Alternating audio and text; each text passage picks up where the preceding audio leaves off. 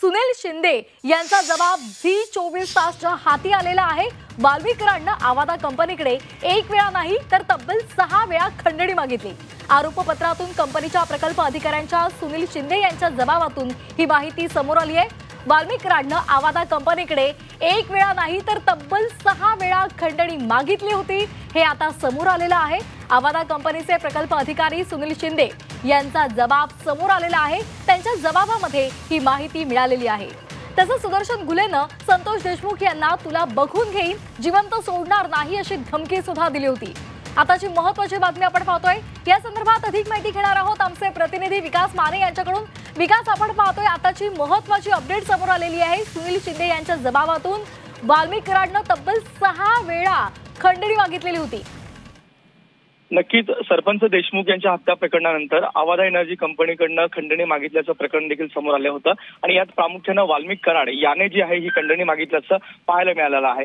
एकदा नाही तर दोनदा नाही तर तब्बल 6 वेळा ही खंडणी जी आहे ती मागण्यात आलेली आहे आणि यामध्ये सगळ्यात पहिली जी खंडणी आहे ती जवळपास 28/8/2024 या रोजी पहिली खंडणी मागण्यात आलेली होती आणि यामध्ये वाल्मिक कराड याने एक धमकी जी आहे, तुम्ही परळीत येऊन भेटा नाहीतर काम बंद करा, अशी धमकी आवादा एनर्जी प्रकल्प चालकांना दिलेली होती। त्यानंतर दुसरी खंडणी जी आहे ती 11/9/2024 रोजी मागण्यात आली।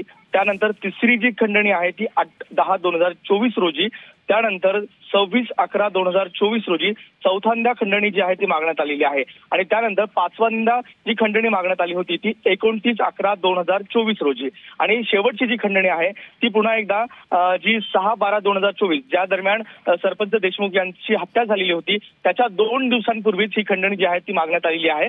जे काही वाल्मिक कराड आहेत त्याने या ठिकाणी आवादा एनर्जी प्रकल्प जे अधिकारी आहेत त्यांच्याकडनं तब्बल 6 वेळा खंडणी मागितल्याचं त्यांच्या जबाबामध्ये नमूद करण्यात आलेलं आहे आणि तो जबाब जो आहे तो सध्या आपल्या झी 24 तासच्या हाती आलेला आहे आणि यामध्ये संपूर्ण प्रकरण जे आहे वाल्मिक कराडने नेमकी किती वेळ खंडणी मागितली हे यातून स्पष्ट झाल्याचं दिसून येत आहे।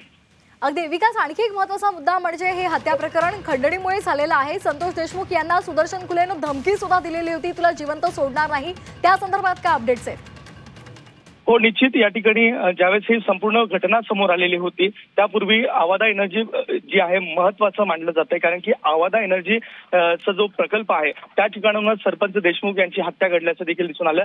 यात वाल्मिक कराड याची महत्त्वाची जी भूमिका आहे, म्हणजे थोडक्यात खंडणी मागण्याची जी महत्त्वाची भूमिका आहे ती देखील समोर आलेली आहे। यामध्ये प्रामुख्यानं वाल्मिक कराड, त्याच्यानंतर विष्णू चाटे आणि सुदर्शन घुले या तिघांचा महत्त्वाचा रोल आहे, कारण की सरपंच देशमुख जे आहेत ते खंडणी मागण्यासाठी, खंडणी घेण्यासाठी या ठिकाणी अडसर ठरत होते आणि त्यामुळे त्यांचा खून जो आहे तो या ठिकाणी झाल्याचं देखील तपासामध्ये निष्पन्न झालेलं आहे आणि यावरती पहिली सुनावणी ही 12 तारखेला म्हणजे उद्या जी आहे केज न्यायालयामध्ये होणार आहे।